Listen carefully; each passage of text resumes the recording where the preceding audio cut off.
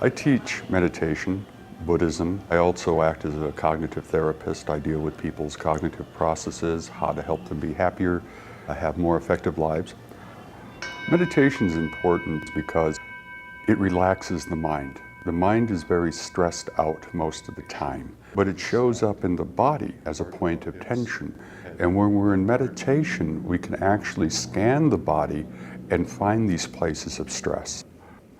I was born and raised Catholic, so I wound up going to parochial school until I was 17. Next thing I knew, I got drafted.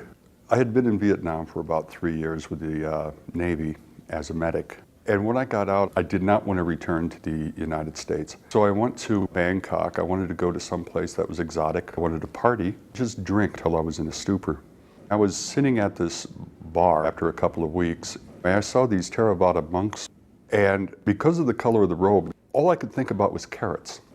There was this one very tall carrot, and I must have said something aloud because he walked over to me, and I thought he was going to get all Bruce Lee on me. And I was in no shape to defend myself, so I was preparing myself for my comeuppance. And instead, he was very kind. He was an English gentleman who had come over to study Buddhism and became a monk, and he invited me over to the monastery.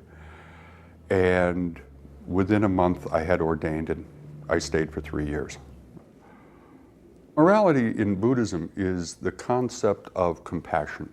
Compassion starts with oneself, and that means being patient with whatever arises in the mind.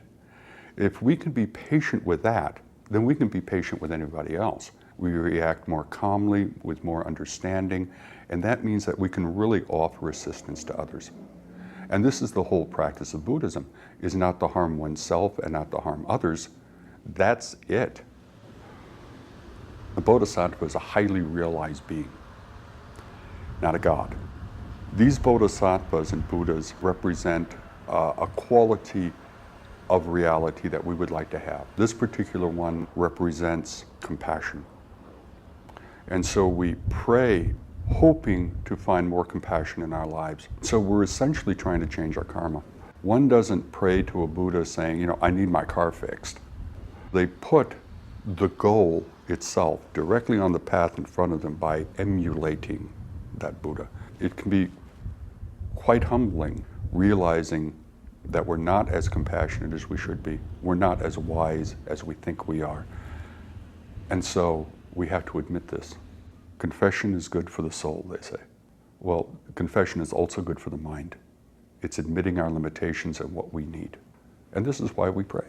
This is why we do these things.